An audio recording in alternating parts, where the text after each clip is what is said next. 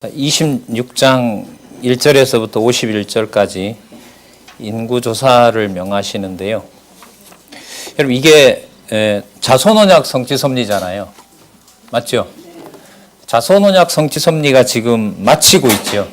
그럼 자손언약 성취섭리가 이제 분명하다는 것을 여기서 확인시켜 주는 거죠. 맞죠?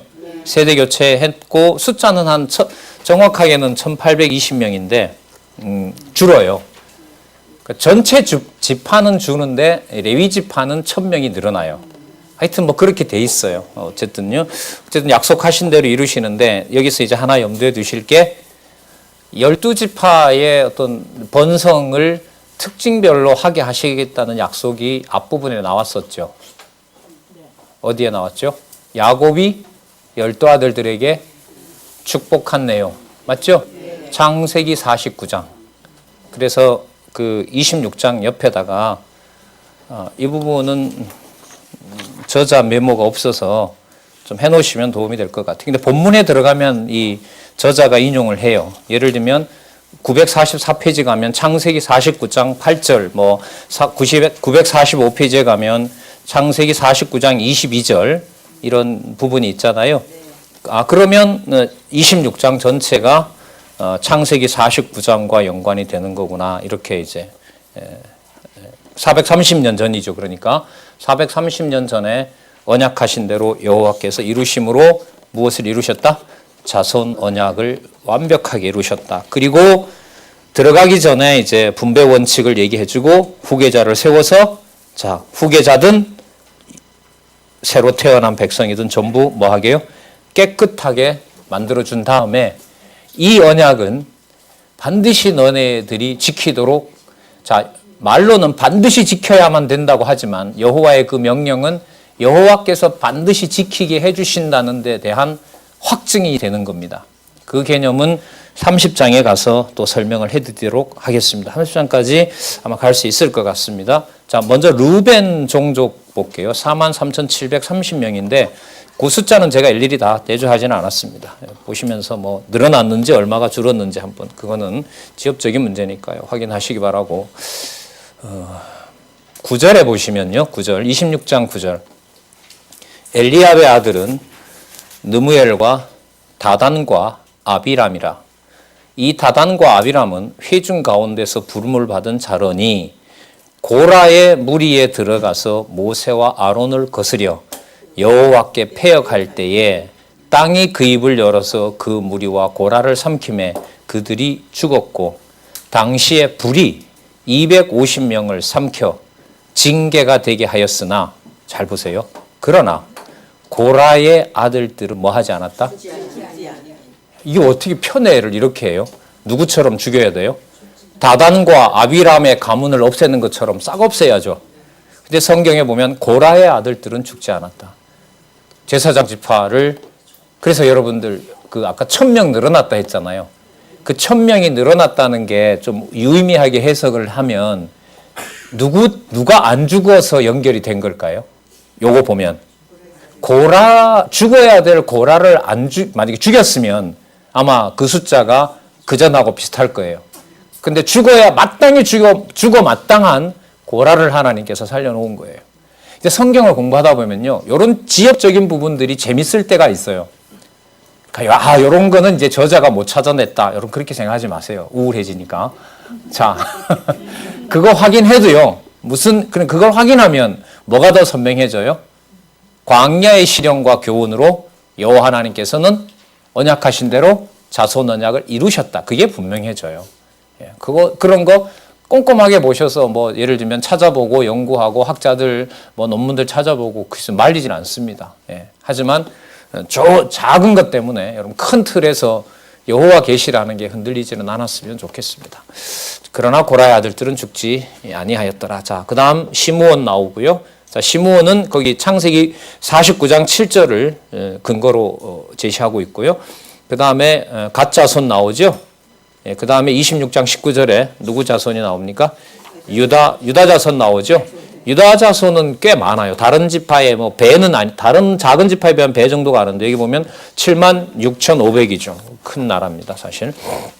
그 다음 26장 35절에 이사갈 나오고요. 26장 26절에 보면 스불론 나오고요. 그 다음에 26장 28절에 보면 누가 나오죠? 므낫세 나오죠. 그 앞부분 40년 전에는 뭐 순서가 중요한 건 아닙니다만 그때는 에브라임 먼저 소개하고 므낫세 소개했는데요. 어쨌든 여기서 므낫세. 그 므낫세 반지파를 여러분 요단 동편에 주지요. 근데 이것도 참 생각해 보면 재밌는데요. 그 여러분 므낫세가 장자잖아요. 맞죠? 원래는. 근데 장자권이 누구한테로 가죠? 에브라임에게 가죠. 근데 실제로 땅 차지한 거 보면 므낫세 땅이 커요. 오른쪽에도 있고 왼쪽에도 있고. 그러니까 무슨 기준이 또 아니에요, 이게. 축복이라는 기준이 물질적이고 현세적인 건 아니에요. 그런 면에서 보면. 자, 에브라임의 종족의 총수 나오고요. 그 다음 베냐민 나오죠? 26장 38절 베냐민 나옵니다. 26장 42절 단 지파, 단 자손, 여기도 6만 정도 됩니다. 납달리 나오고요. 아셀 나오고요. 26장 48절 납달리 나옵니다. 자, 26장 51절 이스라엘 자손의 괴수함을 입은 자가 60만 1,730명이었더라. 민수기 1장 46절하고 비교를 하면은요, 한 1,820명이 줄어든, 전체 규모는 줄어들었고 레위 지파의 숫자는 좀 늘어난 그런 겁니다. 자, 그 다음에 뭘 정해주시는가 한번 보세요. 분배 원칙을 명하십니다. 맞죠? 예, 그 방법을 일러 주시는 것이 나옵니다. 숫자를 파악한 대로 땅을 분배해서 기업을 삼게 하라고 명하십니다. 그러면 이 뒷부분을 갈수록 무슨 언약으로 넘어가는 거죠? 땅 언약 성취 섭리로 넘어가는 거예요. 예, 맞습니다. 자, 그럼 볼까요?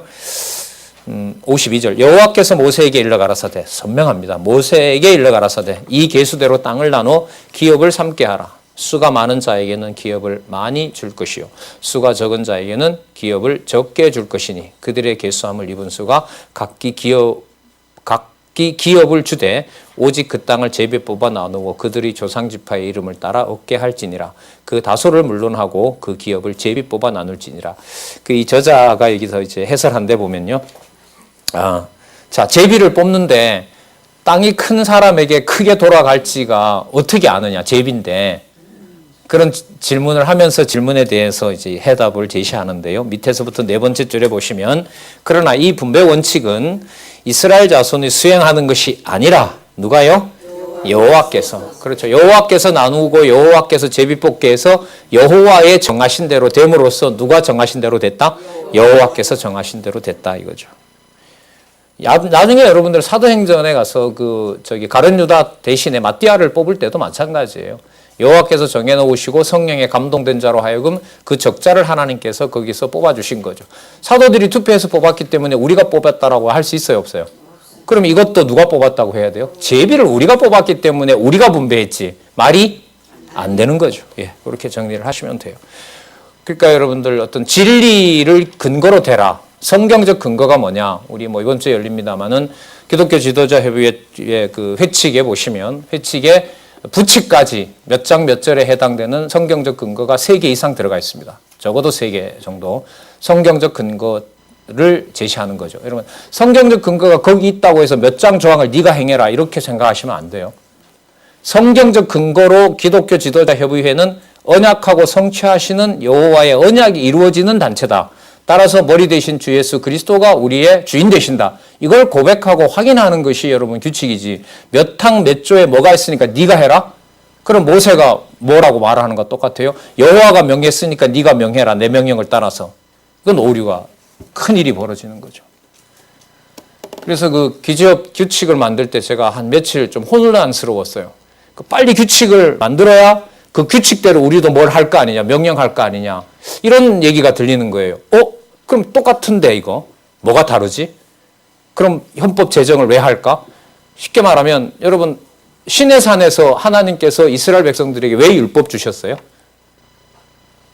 내가 뽑아냈으니까 너희들이 이제부터는 너희들이 잘 지켜라. OX, X, absolutely X. 예. 뭐 하게 하려는 거죠? 내가 약속한 대로 내가 내 자손을 보호한다는 사실을 확증해 주기 위해서 아까 말씀드렸지만 죽어도 내 품에서 죽어야 된다. 내 백성이다 너희들은. 누구 규율대로 죽느냐. 로마의 바로의 법을 어겼다고 바로 품에서 죽으면 안 된다는 거죠. 내 백성이기 때문에 내 법 따라서 죽어라. 사죄도 내가 할 것이고 그게 여러분들 율법의 근본 취지거든요. 그래서 여러분들 저기 어른들 우리 선배들 많이 계신데 어떤 조항을 만들어 놓고 그 조항이 성경에 나오니까 그 다음에 네가 지켜라. 진짜 조심해야 됩니다. 교회 개혁론의 부제가 뭐죠? 개혁하라. 개혁되게 하라. 개혁되어지게. 되어지게. 예. 자, 여호와께서라는 주어를 우리가 생각하도록 하는 것이 하나님의 목적이기 때문에 일의 성과로 보면 빨리 규칙대로 밀어붙이면 빨라져요. 그러나 여호와 배울 수 있는 걸로 보면 무너져요. 일이 진척되는 것만큼. 자, 그래서 여러분들 사도 바울이 명령을 한 것이 아니라요. 나중에 이제 서신서에 봐도 그 사도 바울이 자기 마음대로 자기가 교회를 관리하려고 명령한 게 아닙니다. 그래서 위로 올라가야 돼요. 누가요? 성령께서. 맞죠? 복음서 예수께서. 구약 여호와께서. 주거상실.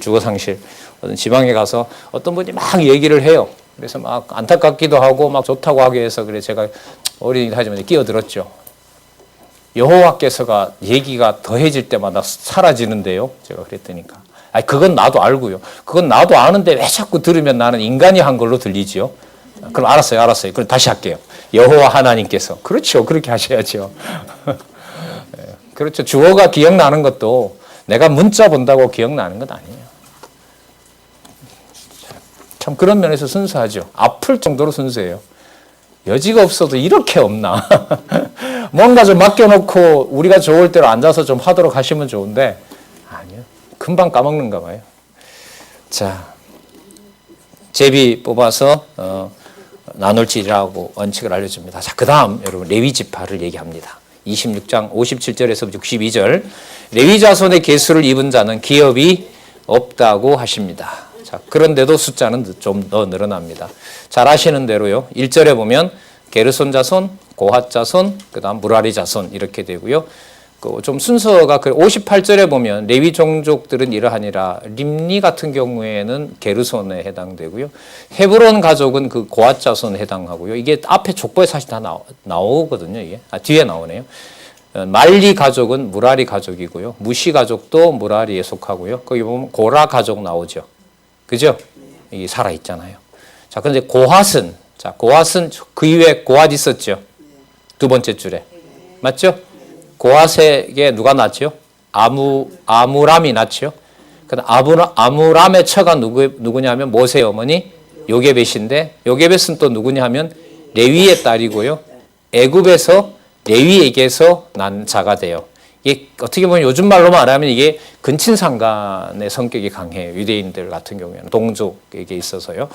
자, 아론에게는 나답과 아비후와 엘르아살과 이다말이 났는데 나답과 아비후는 다른 불을 여호와 앞에 들이다가 죽었더라. 62절요. 레위인의 1개월 이상으로 여긴 1개월 이상이죠. 1개월 이상으로 계수함을 입은 모든 남자가 2만 3천 명이었더라. 그들은 이스라엘 중 계수에 들지 아니하였으니 이는 이스라엘 자손 중에서 그들에게 준 기업이 없었습니다. 자, 이로써 약속대로 세대 교체를 통하여 언약을 성취해 주시는 내용이 나타나고요. 자, 여기 보겠습니다. 63절 이는 모세와 제사장 엘르아살의 계수한 자라. 그들이 여리고 맞은편 요단과 모압 평지에서 이스라엘 자손을 계수한 자 중에는 모세와 제사장 아론이 시내 광야에서 계수한 이스라엘 자손은 한 사람도 들지 못하였으니. 그럼 아까 그 숫자는 모세까지도 배제된, 아직 살아있지만, 아셨어요? 아직 모세 안 죽었죠? 살아있지만 모세를 빼고 숫자 파악한 거예요. 참 묘할 거예요. 그 나를 숫자에 안 넣었다는 말은 어느 나라 이 세상 사람이 아닌 거죠. 그 할머니 할아버지 앉아 있는데 할머니 할아버지는 빼고 우리 가족이 몇 명이다 이 말은 할아버지 할머니가 섭섭해도 보통 섭섭한 게 아니죠. 무슨 사람 취급하니까. 예, 이런 것도 재밌죠. 이런 것도 보면. 그러니까 분명히 여호와께서는 뭘 이루셨다? 언약대로 자손 언약을 이루셨다. 우리가 상상을 초월하는 방법으로. 교회도 마찬가지죠. 여러분 그리스도를 보내셔서 그리스도가 만왕의 왕 되는 과정을 보세요. 너무 그렇게 거지같이죠. 천한 자들 데리고 다니면서 하는 일은 귀신 들린 짓을 하고 있고 가족들마저도 감당이 안 돼서 데리러 오고 그 데리러 오는 내용이 어디에 나오냐면요. 바알세부를 지폈다, 귀신 들렸다고 하는 소리가 가족들에게 들리니까 가족들이 예수님을 데리러 와요. 그럼 예수님을 데리러 오니까 예수님이 뭐라 그래요? 누가 내 형제며 내 자매냐? 한 번 더 죄송합니다. 더 미치는 소리를 하시는 거죠. 가족들이 봤을 때. 예? 완전히 그냥 당신의 어떤 메시아됨을 상상할 수 없는 방법으로 증명을 하시는 거죠. 하물며 여러분 교회겠습니까? 그런 면에서 보면요. 이 참 교회가 왜 이렇게 이상하지라는 말은 하나님께서 하나님의 방법대로 이스라엘 백성들을 자기 백성 삼아 나가는 주권성에 대한 부분이 좀 약하기 때문에 그런 말을 하게 돼요. 그러니까 적어도 우리가 상식에서 이렇기 때문에 이런 것들이 드러나야 우리가 편안한데 이걸 다 무너뜨리는 거죠. 맨날 먹는데 맨날 만나 매출하기가 안 오면 못 먹는 거예요. 그러니까 맨날 주어지니까 맨날 먹는 줄 아는 거죠, 인간은. 근데 민수기서는 아니에요. 여호와께서 명하여 일러 가라사대. 여호와께서 명하신 대로. 진짜 주어예요, 이게.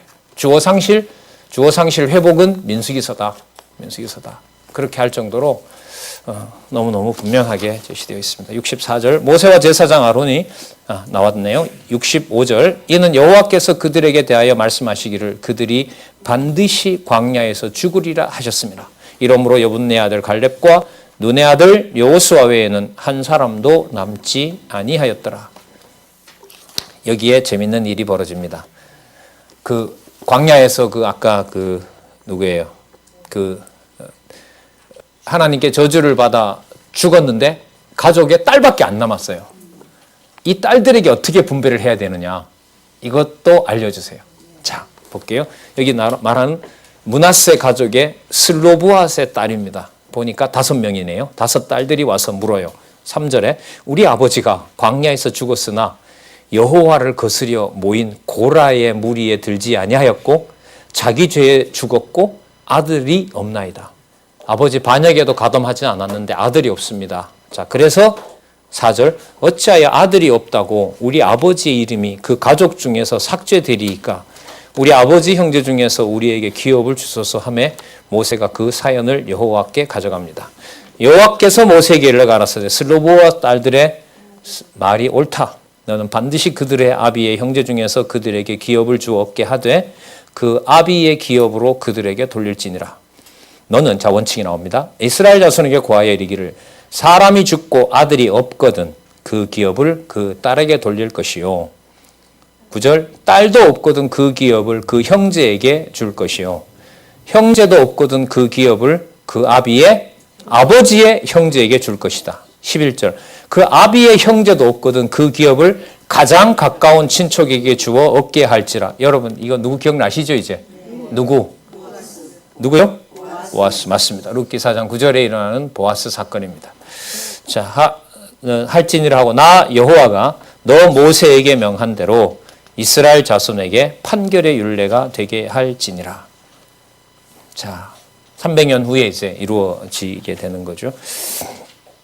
그러면 여러분, 딸이 있으면 누군가가 와서 장가를 들어줘야 될 거 아니에요. 맞죠? 딸이 있어요. 그럼 딸이 자신 있고 못 낳잖아요. 그럼 어느 지파 중에 누가 하나 올 거 아니에요. 맞죠? 예. 그러면 그 아이를 낳았어요. 여자 쪽을 이을까요? 남자 쪽을 이을까요?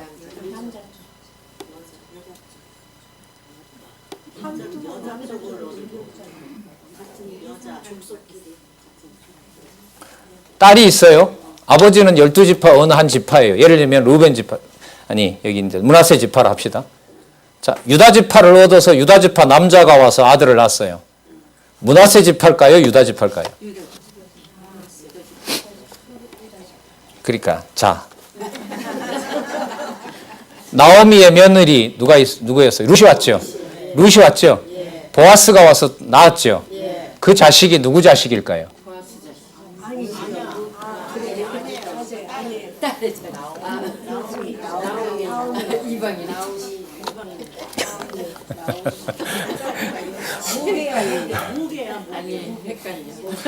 간단하게 정리를 하면요, 대릴 사이예요. 낳아주러 온 거예요, 남자가 낳아주러 온 거예요. 그러니까 룻을 통하여 보아스가 낳고라는 말은 보아스를 통하여 계보가 이어지지만은요. 혈통으로 보면 보아스가 와서 뭐 한 거죠? 낳아주러 온 거죠. 그럼 이 두 가지는 신약에서 어떻게 이루느냐? 두 가지 다 이루어야 돼요. 부계 쪽으로 이루어야 되고 모계 쪽으로도 이루어야 돼요. 부계 쪽으로 이루는 내용이 마태복음 족보고요. 모계 쪽으로 이루는 게 누가복음 족보예요. 이거는 이제 유학 가서 수천만 원 내고 쓸 박사학위 논문이 돼요. 이런 걸 잘 만들어내면 기가 막힌 논문이라 하거든요. 하나 더 물을게요. 언약 성취 섭리하고 관계가 커요, 안 커요? 이거 몰라도 자손 언약을 여호와께서 이루신다는 걸 알아가는데 지장이 커요, 안 커요? 안 크죠? 몰라도 상관없죠? 상관없어요. 그런 게 있는갑다 해도 돼요. 그런 걸 잘하면 세상에서는 연구를 깊이 했다고 해요. 그런데 속으시면 안 돼요. 아셨어요? 아까 제가 드린 말씀은 그렇게 해석을 해야 돼요. 그래서 마태복음은 다윗에서부터 시작해서 보아스가 룻을 통하여 누구를 낳고 오벳을 낳고 이새는 이렇게 해서 다윗을 낳으니라 이렇게 가죠. 그거는 보아스 중심으로 설명을 해가고 있는 거예요. 맞죠? 자, 그러면 누가복음에 가면은요. 아브라함부터 거슬러 올라가잖아요. 거슬러 올라가는데 예수님을 누가 낳으냐 하면 요셉이 아니에요.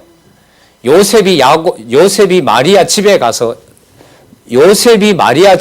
마리아의 아이를 낳는 일이 돼요. 그리고 장인의 계보를 따라 올라가요. 그렇게 올라가는데 다윗 바로 밑에 여러분 다윗 아들이 누구예요? 솔로몬이죠. 누가복음에는 솔로몬이 안 나오고 나단이 나와요. 나단은 어떤 존재감이 있는 인물이 아니에요. 구약에 보면. 근데 이걸 지금 누가복음에서 밝히고 있는 거예요. 잘 아시는 대로 사역이 하나님 아들의 사역임을 족보를 통해서 거슬러 올라가는 거죠. 그러니까 다윗부터 아담까지는 똑같아요. 더 올라가죠. 사실 마태복음은 아브라함부터 시작하잖아요. 맞죠? 아브라함은 이삭을 낳고, 맞죠? 누가복음은 거슬러 올라가는데 어디까지? 아담까지 가고 또 어디까지? 하나님께 가는 거죠. 그래서 예수는 누구의 아들이다? 하나님의 아들인데 마태복음 족보와 다르다는 말은 유대 혈통에 속한 메시아가 아니다. 유대 지파를 따라왔지만 유대 속에 들어가는 왕이 아니다. 그걸 우리 선지서와 연관을 시키면 처녀가 잉타의 아들을 낳는다. 너네들 혈통으로 낳는 메시아가 아니다라는 사실을 마태복음 족보와 누가복음 족보가 동시에 이루는 거예요. 이건 세상에 꺼내놓아도요. 아주 중요한 권위를 얻을 수 있는 연구가 돼요. 이럴 때 이제 머리가 빨리 돌아가서 저 성경 신학 써먹기 너무 좋다. 그래서 가지고 가서 원래 자기가 한 것처럼 만들어내면 대박이 나요. 공개가 다 되는 건데.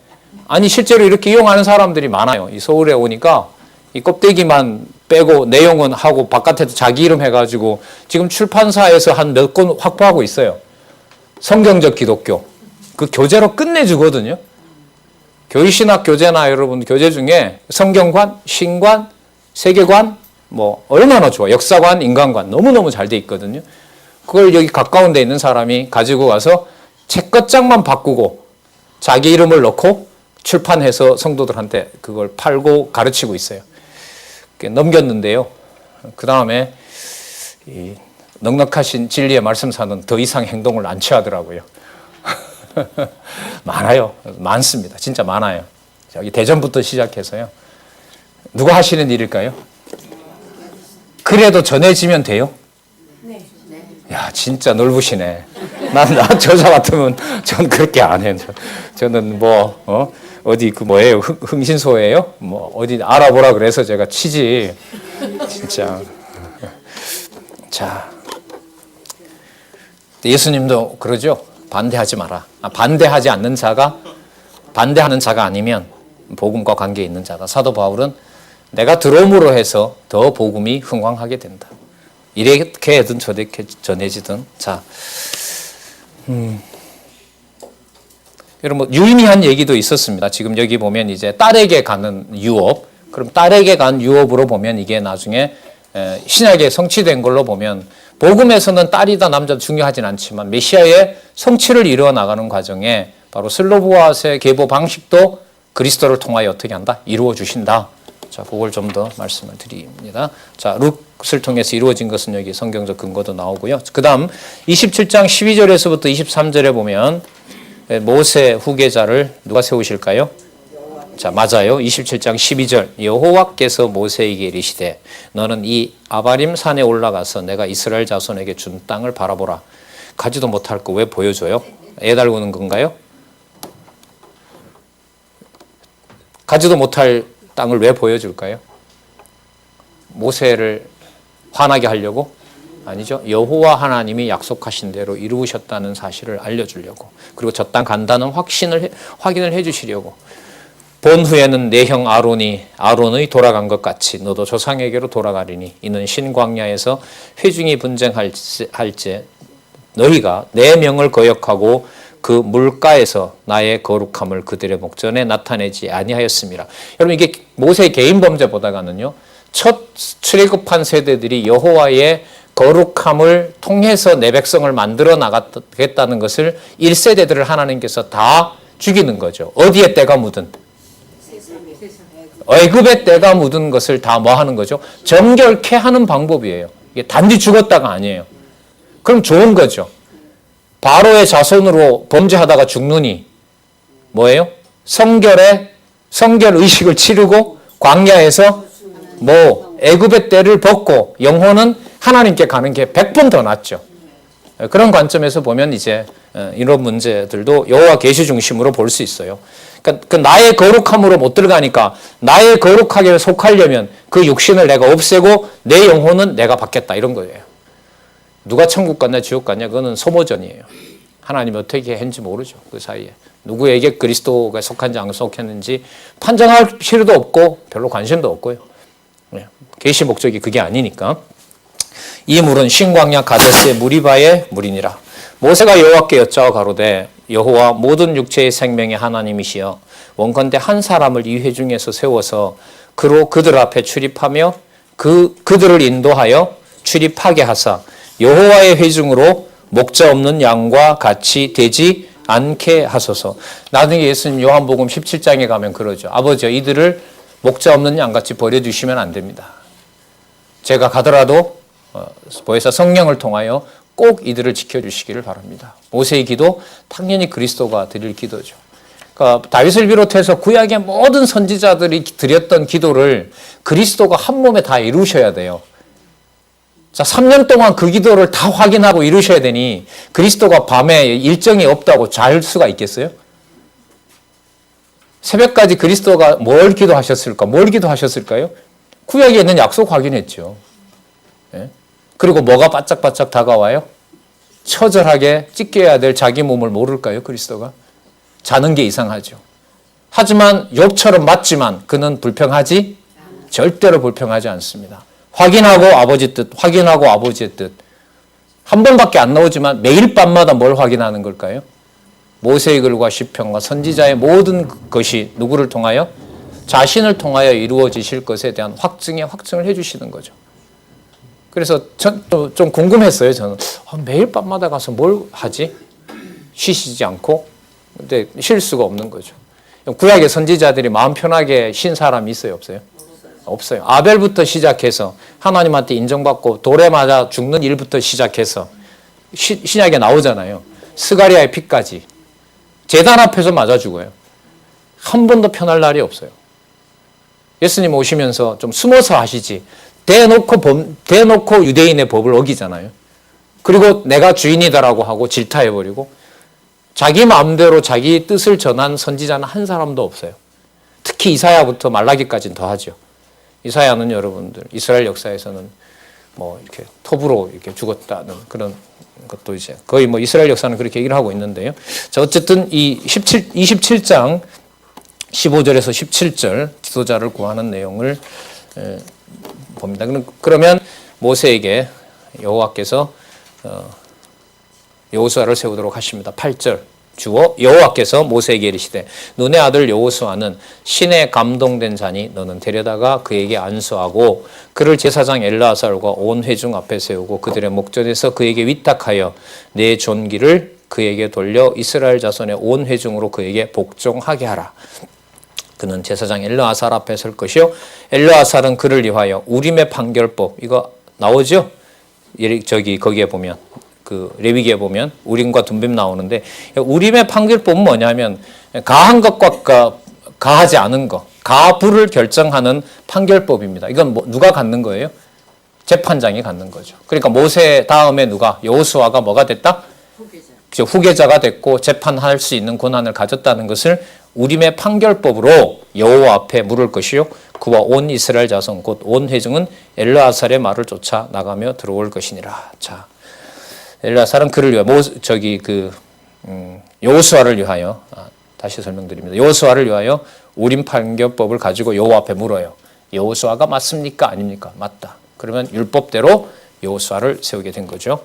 자, 하나님이 세우신 겁니다. 자, 그다음 22절 모세가 여호와께서 자기에게 명하신 대로 하여 여호수아를 데려다가 제사장 엘르아살과 온 회중 앞에 세우고 그에게 안수하여 위탁하되 부과하다 줬다 명령에 따르게 하다 이런 뜻입니다. 여호와께서 자기에게 명하신 대로 하였더라. 자, 그러면 자 지도자 뽑아서 정결하게 했죠. 그러니까 차세대 지도자를 뽑아서 깨끗하게 했고 여호와의 명대로 우림의 판결법으로 적자 지도자라는 것을 확인했죠. 그 다음에 제목을 한번 보실까요? 28절에서부터 30절까지 누구도 그러면 깨끗하게 해요? 그렇죠. 백성을 깨끗하게 함으로 자 아까 연결시키면 돼요. 이제부터 31장에 가서부터 누구부터 치면 돼요? 아모리 치면 되고 땅 언약을 이루어 가시면 돼요.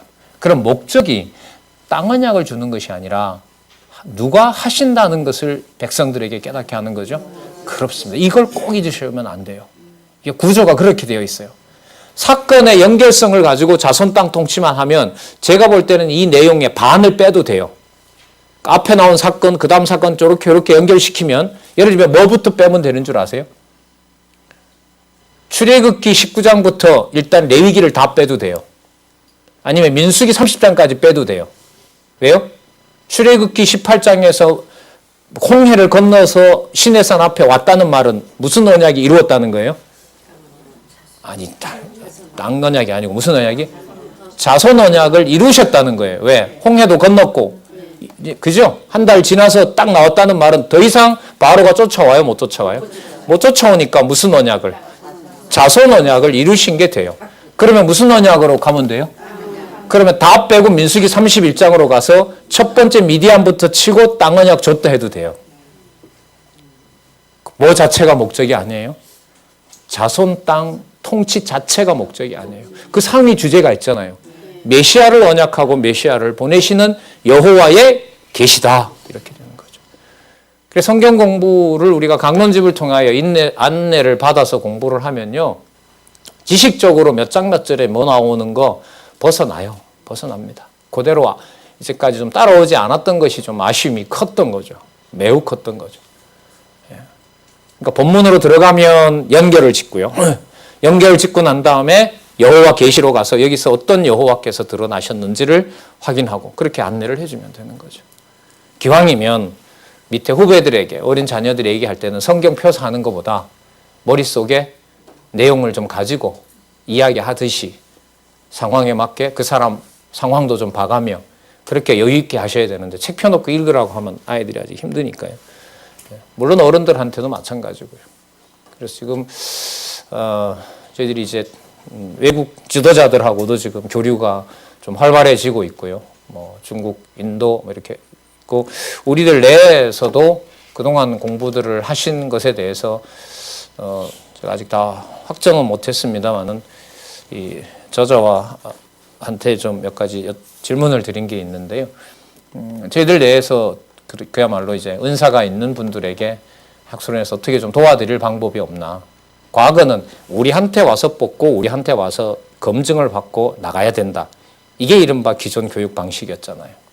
그건 아니고 그건 하나님께서 해가시는 우리 교육의 전체 흐름하고는 반하는 거죠. 공부를 한다면 이렇게 하시기를 원하신다면 이런 기회가 있습니다.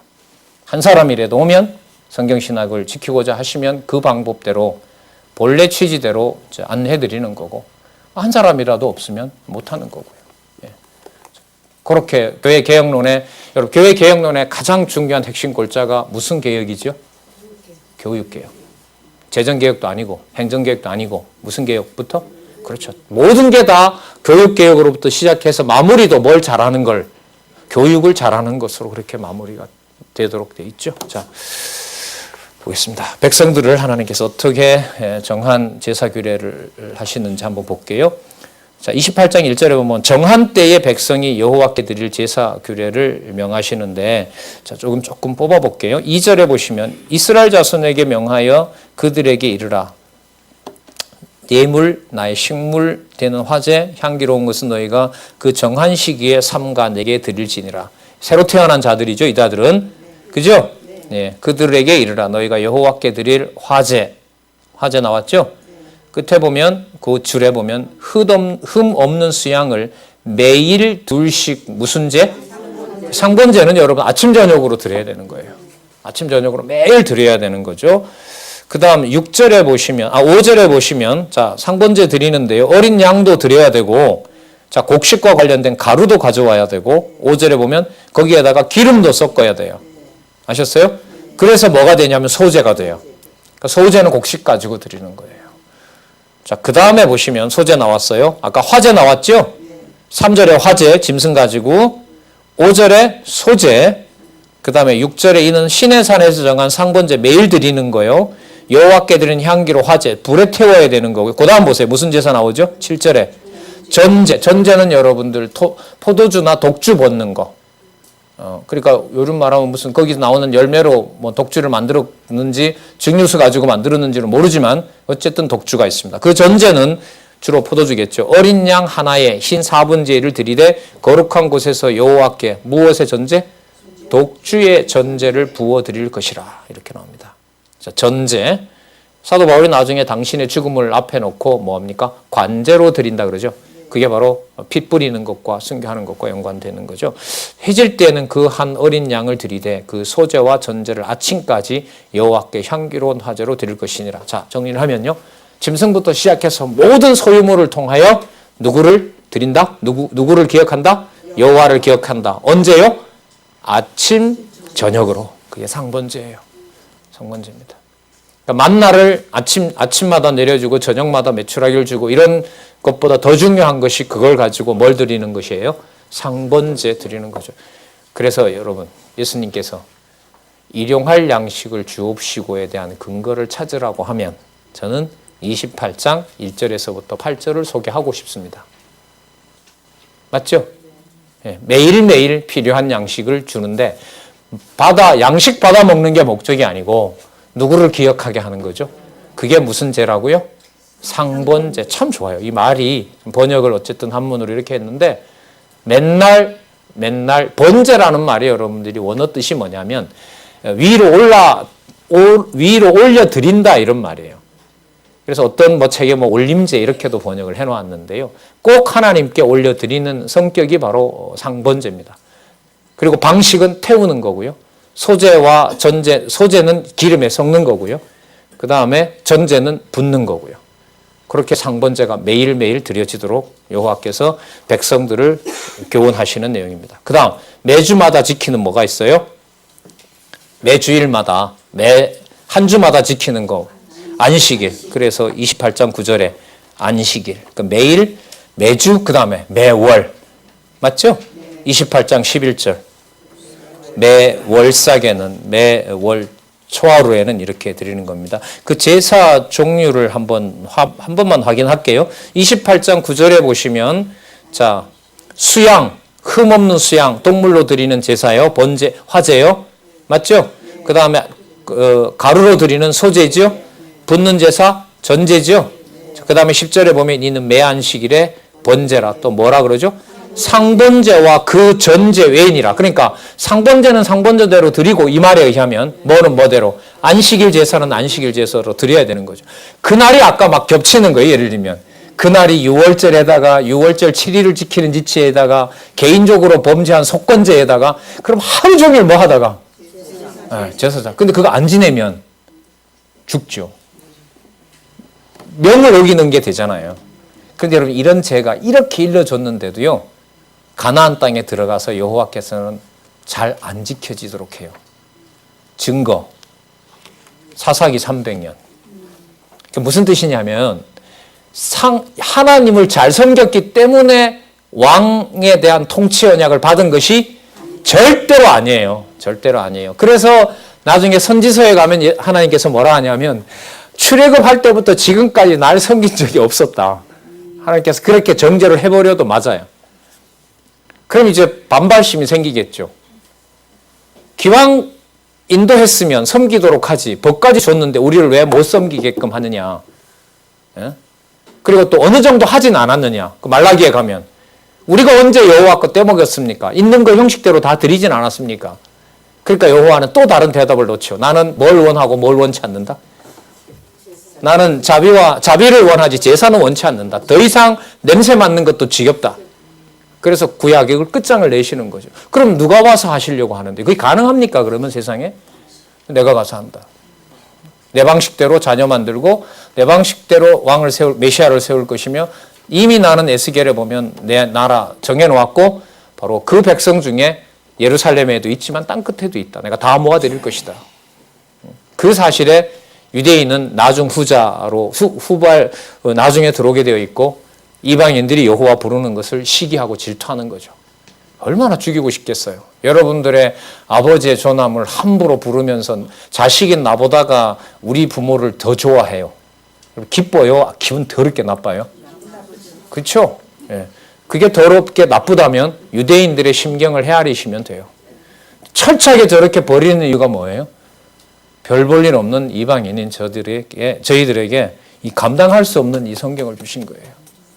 이렇게 명확할 수 있나요? 저는 아무리 봐도 이렇게 어떻게 연결이 될까 이게. 예?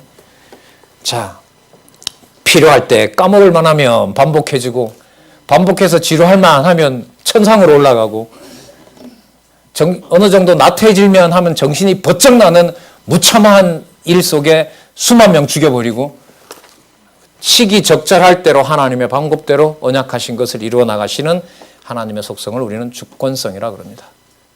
우리가 감당할 수 없기 때문에 우리 선배들은 절대 주권성이라는 걸로 신앙 고백을 많이 드렸습니다. 자, 월삭 똑같습니다. 전제. 그럼 좀 정리해 볼게요. 짐승으로 드리는 화제로 드리는 번제. 그다음에 소제. 맞죠? 곡식으로 드리는 소제. 그다음 또 독주 붓는 전제. 그러니까 번제로 드리는 화제, 소제, 전제. 그걸 매일 그다음에 매주, 매월, 매정한 3대 절기 때 이렇게 지키도록 백성들에게 또 한 번 일러주신다고 보시면 됩니다. 자, 그러면 28장 16절부터 보면 여기는 뭐가 나오죠? 유월절 나오죠. 자, 정월 14일은 여호와의 유월절이고요. 그 다음 날부터 또 그 달 15일부터는 절일이니 7일 동안 무교병을 먹일 것이며 첫날에는 성회로 모이고 또 나옵니다. 화제, 번제, 20절에 소제, 22절에 속제제, 24절 너희는 그 순서대로 며칠 동안? 7일 동안. 그러니까 6월절 그 다음 날부터 7일을 지키는 거예요. 그러니까 매일매일 드리는 걸 알려줍니다. 이게 여러분 이른바 이스라엘 백성들에게 정월입니다. 28장 16절 있죠? 그게 정월 1월이에요. 그리고 며칠이 지나죠? 49일 지나면서 오순절 오죠? 그죠? 28장 26절은 우리 시간으로 말하면 이게 3월쯤 돼요. 3월. 그죠? 한 달, 두 달, 그러니까 3월쯤 돼요. 77절이죠. 자, 77절 혹은 오순절 혹은 여러분 여기서 보리가 끝나면서 보리가 마감이 되면서 밀로 들어갑니다. 그래서 맥추절 이렇게 됩니다. 자, 오순절, 맥추절. 77절 처음 익은 열매 드리는 날에 너희가 여호와께 새 소제. 여러분 77절에 맥추절이 되려면 어느 땅에 가야 드립니까? 그럼 반드시 뭐 한다? 들어간다. 자손언약 치고 여러분들 마무리 치고 이거보다 더 완벽한 게 어디 있어요? 아까 마찬가지입니다. 소제 드리려면 어디 가야 돼요? 당연하죠. 기름 어디 가서 짰는데요? 가나안 가서 짜죠. 광야에서 무슨 술을 만들어요? 뭐 가지고? 들어가야 돼요. 다. 자손언약 이렇게 마무리해 주는 것만큼 확실한 게 어디 있겠어요? 그리고 명시되어 있는 것처럼 여호와께서 명하여 말씀하신 대로. 그 다음 여러분 29장 1절은 뭐냐 하면 이른바 나팔절인데요. 이게 7월이에요. 7월. 7월에는요. 정한 절기가 아주 중요한 절기가 3개가 있는데 나팔절이 있고요. 나팔절이 있고요. 나팔 불어야 돼요. 이제 왜? 거의 다 마치니까. 우리는 이제 7월이 거기지만 여기는 이제 추수 한 개 다 마치고 이제 이 겨울로 넘어가는 거죠. 나팔절이 있고요. 또 하나는 대속죄일이 마침과 함께 일어나요. 이게 7월 달에 있어요. 여러분 이 레위기 16장부터 계속 나와요. 제가 간단하게 메모를 해왔으니까요. 하나는 여러분들 뭐가 있냐면 초막절이 있어요. 7월 달이 이게 참 중요합니다. 나팔절로 여러분 나팔 언제 불었어요? 나팔 언제 불게 했죠? 여호와께서? 시간이 좀 지났어요. 민수기 1장 할 때 했으니까. 나팔을 불어 2개를 불어서 신호에 따라서 불어라. 맞죠? 대열 정비해서 나팔 신호에 따라서 전체가 움직이기도 하고 멈추기도 하고 레위지파의 움직임이 있기도 하고 다 그 나팔 신호를 가지고 광야 생활을 해왔던 거죠. 그러면 나팔을 분다는 말은 어디의 생활이 기억날 수밖에 없어요? 그렇죠. 광야 생활에서 뭘 기억하죠? 올라가나 가지 못하나 한번 봐야지. 나팔 불면서 뭘 생각해요? 쭉 올라가서 자손 언약 성취를 여호와께서 하셨다. 누구 방법대로? 여호와의 방법대로. 그래서 여호와의 속성이 다 계시가 되는 겁니다. 그러면 여러분들 우리 나팔 제일 나중에 계시록에 가면 새하늘과 새 땅이 임하기 전에 나팔을 불지요. 하늘에서 큰 음성, 큰 나팔을 불면서 모든 것이 이루어졌고 새하늘과 새 땅이 도래한다는 얘기가 나옵니다. 당연하죠. 장막절 그리스도의 최종 재림 이렇게 보는 겁니다. 아까 말씀드렸던 오순절 부활의 첫 열매 맞죠?